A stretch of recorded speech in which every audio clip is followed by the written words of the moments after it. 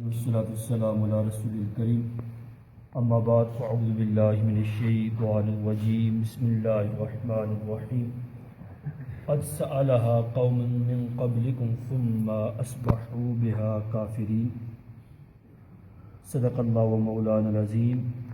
سورہ مائدہ اور نمبر 7 آیت نمبر 102۔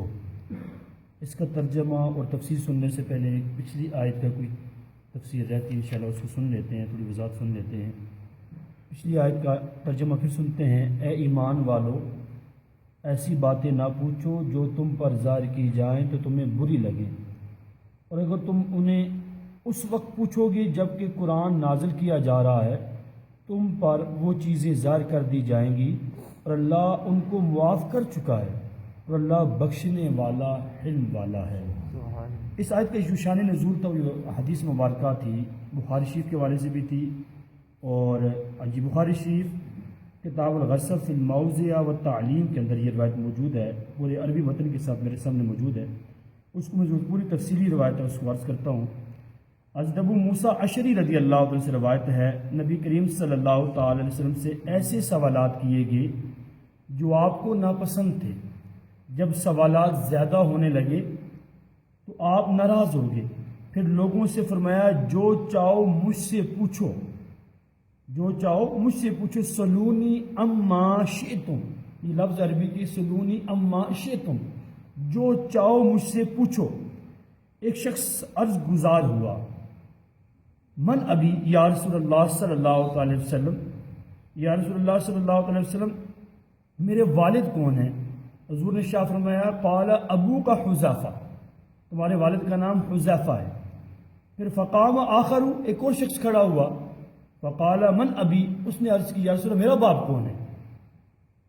سرکار دو عالم صلی اللہ تعالی وسلم شاہ فرمایا ابو کا سالم مولا شیبہ، شیبہ کا آزاد کرتا غلام سالم تیرا باپ ہے۔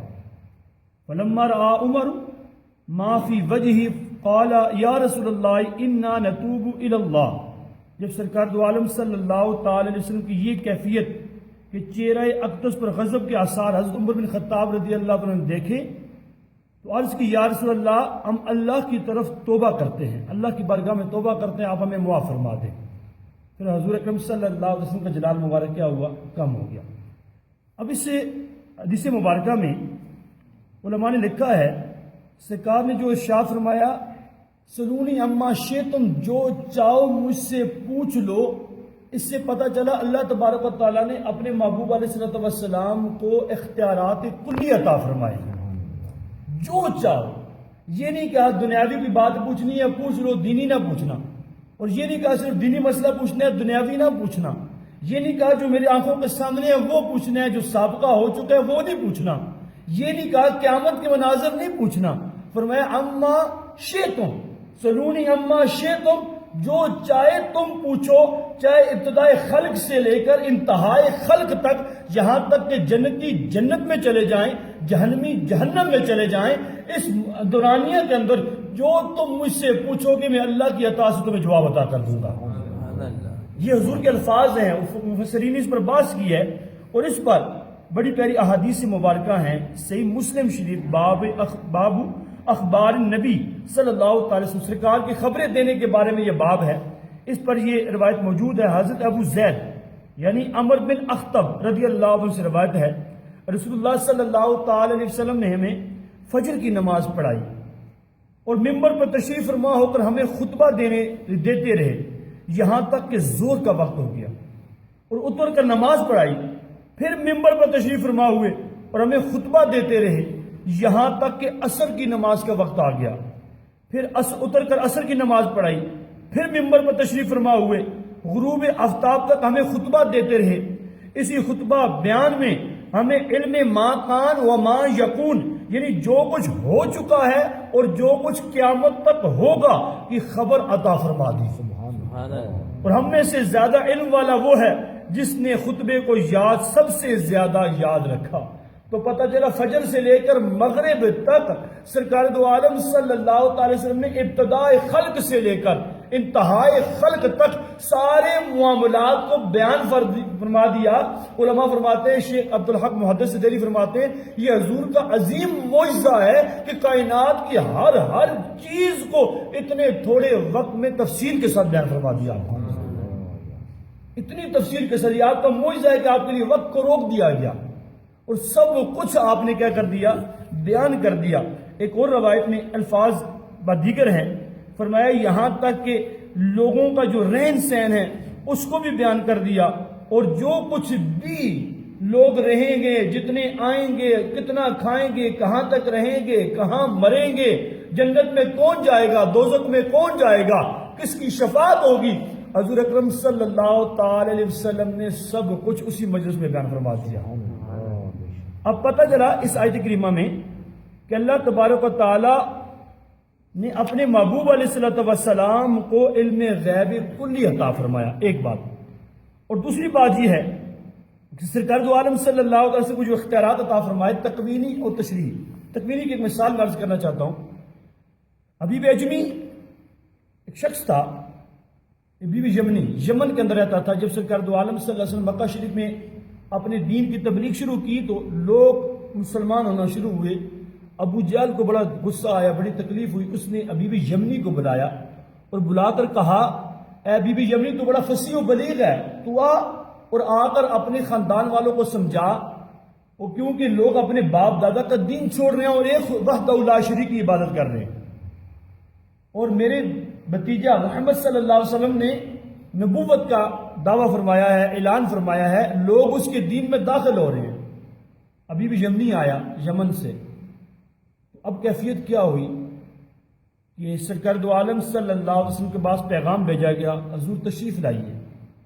حضرت ابو بکر صدیق رضی اللہ تعالیٰ عنہ سرکار علیہ السلام تشریف لائے، اور حضرت ابو بکر فرماتے ہیں جب حضور تشریف لائے، ابو جہل اس کے جو رفقا تھے وہ بھی بیٹھے تھے، حبیب یمنی بھی تھا۔ اب حضور کا اتنا روب طاری ہوا کہ کسی کی ہمت نہیں تھی کوئی کلام کر سکے، وہ بھول ہی گئے بلایا کیوں ہے اور کس لیے بلایا ہے۔ سرکار دو عالم صلی اللہ علیہ وسلم نے خود ارشاد فرمایا مجھے کیوں بلایا حبیب یمنی؟ عرض کی حضور میں نے سنا ہے کہ آپ نے اعلان نبوت فرمایا ہے۔ آپ نے ارشاد فرمایا جی ہاں میں اللہ کا سچا نبی ہوں۔ حبیب یمنی کہنے لگا حضور نبی جب بھی اعلان نبوت فرماتے ہیں تو اپنی نبوت پر بطور دلیل معجزہ پیش کرتے ہیں، آپ معجزہ عطا فرمائیں گے تو میں معجزہ مانگنا تیرا کام ہے، عطا کرنا میرا کام ہے۔ عرض کی حضور مجھے زمین کے معجزے نہیں چاہیے، مجھے آسمان کے معجزے چاہیے۔ 14ویں رات کی چاند کی رات تھی، سارے وہ ایک پہاڑی پر گئے۔ سرکار دو عالم صلی اللہ علیہ وسلم کی بارگاہ میں عرض کرتا ہے حبیب یمنی حضور یا چاند بڑی جوبن پر ہے، میں چاہتا ہوں آپ معجزہ دکھائیں، جان کے 2 ٹکڑے کر دیں۔ اور آپ بھی کہتے ہیں خدا کی قسم سرکار دو عالم صلی اللہ علیہ وسلم نے اپنی شہادت کی انگلی سے اشارہ فرمایا، چاند کے 2 ٹکڑے ہوئے، چاند کا ایک ٹکڑا پہاڑی کے ایک طرف چلا گیا، دوسرا ٹکڑا دوسری طرف چلا گیا۔ اب حبیب یمنی کے دل میں ایمان کی طرف محبت بڑھتی جا رہی ہے۔ عرض کی حضور ایک اور سوال ہے، فرمایا اب دوسرا سوال تو نہ کر، دوسرا سوال اب تیرا میں ہی بتاتا ہوں، اس کا علاج بھی میں بتاتا ہوں۔ سبحان اللہ۔ تو حضور وہ کیا ہے؟ فرمایا تیری ایک بیٹی ہے بڑی بیمار ہے، تو چاہتا ہے اسے شفا مل جائے، جا ہم نے اسے ایمان بھی عطا کر دیا، شفا بھی عطا کر دیا۔ سبحان اللہ۔ حبیب یمنی وہاں سے بھاگا یمن کی طرف، وہ چلا جا کر دیکھتا ہے وہ بیٹی جو اٹھ نہیں سکتی تھی، دروازے پہ آتی ہے، والد کے چہرے کو دیکھتے ساتھ اونچی آواز سے کلمہ پڑھتی ہے لا الہ الا اللہ محمد رسول اللہ۔ بیوی یمنی وہاں کلمہ پڑھ لیتا ہے، حضور کی بارگاہ میں ہاتھ پر بیعت بھی کر لیتا ہے۔ بیٹا تو نے کیسے کلمہ پڑھ لیا ہے؟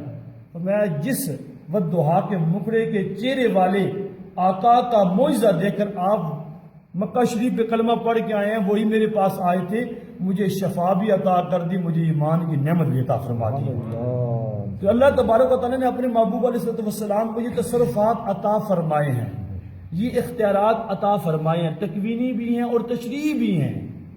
اور یہاں تک کہ سرکار دو عالم صلی اللہ تعالی وسلم کی شان بڑی نرالی ہے۔ اس آیت سے ایک بات اور بھی معلوم ہوئی، حضور نے ارشاد فرمایا کہ جب آیت کریمہ نازل ہوئی حج کے متعلق تو صحابہ نے عرض کیا یا رسول اللہ ہر سال حج فرض ہے؟ حضور خاموش رہے، سکوت اختیار فرمایا، اور تیسری مرتبہ فرمایا اگر میں ہاں کہتا قل لو قلت واجبت، اگر میں یہ کہہ دیتا کہ ہاں قلت نعم واجبت تو وہ کیا ہو جاتا، ہر سال واجب ہو جاتا۔ لیکن حضور نے خاموشی اختیار کی اس سے پتہ چلا آقا علیہ الصلوۃ والسلام اپنی امت سے کتنی محبت فرماتے ہیں، اپنی امت پہ شفقت کتنی کرتے ہیں، شفیق کتنے ہیں، مہربان کتنے ہیں، رؤوف کتنے ہیں۔ اگر وہ ہاں کہہ دیتے تو امت ساری زندگی ہر سال حج کرنے جاتی، لیکن آپ نے ہاں نہ فرمایا، اپنی امت پر شفقت کرتے ہوئے مشقت میں امت کو نہ ڈالا۔ اسی طرح میرا آقا علیہ السلام کی شفقت کی بڑی پیاری مثال ہے، آپ مسواک فرماتے ہیں، مسواک کی بڑی برکتیں ہیں، بڑی برکتیں ہیں۔ جو بندہ مسواک کو پابندی سے ہر وضو میں کرتا ہے، اس کی شان یہ ہے اللہ تبارک و تعالیٰ اسے مرتے ہوئے کلمہ نصیب فرمائے۔ سبحان اللہ۔ آج یہ سنت ہم سے بہت ترک ہو چکی ہے، پیسٹ آگے، برش آگے، ہم اسی کے پیچھے پڑے ہوئے ہیں۔ ٹھیک ہے، کریں وہ بھی کریں، ہفتے میں 1-2 بار وہ بھی کریں، لیکن ہر نماز میں وضو کے لیے جب جائیں آپ کی جیب میں مسواک ہو، جیب رکھتے ہوئے ہمیں شرم نہ آنی چاہیے۔ بھائی مسواک سامنے لگی ہوگی تو برا لگے گا، کیوں برا لگے گا بھائی؟ اعلیٰ سنت ہے یہ، وہ اعلیٰ ہے کہ جس کی برکت سے بیماریاں تو دور ہوتی ہیں، دنیا سے جاتے ہوئے ایمان بھی نصیب ہو جاتا ہے۔ سبحان اللہ۔ ٹھیک ہے، اس مسواک کے بارے میں میرے آقا صلی اللہ علیہ وسلم فرماتے ہیں، مجھے اپنی امت پر مشقت کا خوف نہ ہوتا تو میں ہر نماز میں وضو کے لیے مسواک کو فرض قرار دے دیتا۔ اختیار تو اللہ نے دیا ہے نا، آپ کو فرض قرار دے سکتے ہیں، تو میں امت پر مشقت کا خوف نہ ہوتا، میری امت مشقت میں پڑ جائے گی۔ تو کتنی شفقت ہے آقا کی اپنی امت پر، کتنا کرم ہے، کتنے رحیم ہیں، کتنے شفیق ہیں۔ اگر خوف نہ ہوتا تو میں اپنی امت کے لیے ہر نماز میں وضو کے لیے مسواک کو فرض قرار دے دیتا۔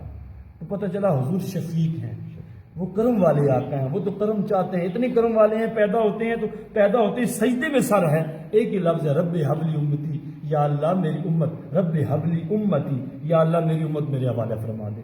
عرش پر جاتے ہیں وہاں بھی رب حبلی امتی، یا اللہ میری امت میرے حوالے فرما دے۔ غاروں میں جا کر سجدہ کر کے روتے ہیں، زاروں قطار روتے ہیں، ایک ہی لفظ ہے زبان پر، رب حبلی امتی، یا اللہ میری امت میرے حوالے فرما دے۔ جب دنیا سے نزاع کا وقت ہے، جا رہے ہیں، اس وقت بھی یہی لفظ ہے، رب حبلی امتی، یا اللہ میری امت میرے حوالے فرما دے۔ اب ذرا غور کریں، اس آیت میں پتہ چلا حضور اپنی امت پر کتنے شفیق ہیں۔ اب اس میں کچھ میں کتابوں کے نام عرض کرنے لگا ہوں، کچھ مطالعہ کرنا چاہیں تو بڑے کمال کی کتابیں ہیں۔ اعلیٰ حضرت نے العطایہ نبویہ فی فتاوی رضیہ کے اندر علم غیب کے متعلق جو ہے 29ویں جلد میں موجود کچھ کتابوں کا ذکر فرمایا، آپ نے وہ کتابیں وہاں جمع بھی فرمائی ہیں۔ نمبر 1 ہے خالص الاعتقاد، علم غیب سے متعلق 120 دلائل پر مشتمل یہ کتاب ہے۔ اور دوسری ہے انباء المصطفیٰ بحال سر و اخفا، حضور اکرم صلی اللہ علیہ وسلم کا ما کان و ما یکون کا علم دیے جانے کا ثبوت۔ ما کان کہتے ہیں جو کچھ ہو چکا، ما یکون کا مطلب ہے جو قیامت تک ہوگا، اللہ نے سارا علم آپ کو عطا فرمایا۔ اور تیسری کتاب کا نام ہے ازاحت العیب بالسیف الغیبی، علم غیب کے متعلق مسئلے سے متعلق دلائل اور بدمزموں کا رد۔ سرکار دو عالم صلی اللہ علیہ وسلم کائنات اور شریعت دونوں کے متعلق اختیارات جاننے کے لیے فتاوی رضیہ کی 30ویں جلد میں موجود اعلیٰ حضرت کی عظیم تصنیف الامن والاولا لنایت المصطفیٰ بدافع البلا، مصطفیٰ کریم صلی اللہ علیہ وسلم کو دافع بلا یعنی بلائیں دور کرنے والا کہنے والوں کے لیے انعامات، یہ رسالے کا نام ہے۔ اس میں حضور کے اختیارات کو کمال درجے کا کیا کیا گیا ہے، بیان کیا گیا ہے۔ اور آخری آیت کے آخری حصے میں فرمایا حل و حرمت کا اہم اصول یاد رکھے گا۔ اس آیت سے یہ بھی ثابت ہوا جس امر کی شریعت میں ممانعت نہ ہو وہ مباح ہے، وہ جائز ہے۔ حضرت سلمان رضی اللہ تعالیٰ سے مروی ہے، رسول اللہ صلی اللہ تعالی وسلم نے ارشاد فرمایا حلال وہ ہے جو اللہ تعالیٰ نے اپنی کتاب میں حلال فرمایا، اور حرام وہ ہے جس کو اپنی کتاب میں حرام فرمایا، جس سے سقوط فرمایا وہ معاف کر دیا گیا ہے۔ اللہ تعالیٰ کی بارگاہ میں دعا ہے اللہ تبارک و تعالیٰ اپنے محبوب علیہ السلام کو ہمیں پکی سچی محبت عطا فرمائے اور احکامات الہی پر دل کی اتھا گہرائیوں سے عمل کرنے کی توفیق عطا فرمائے۔ آمین بجاہ النبی الامین۔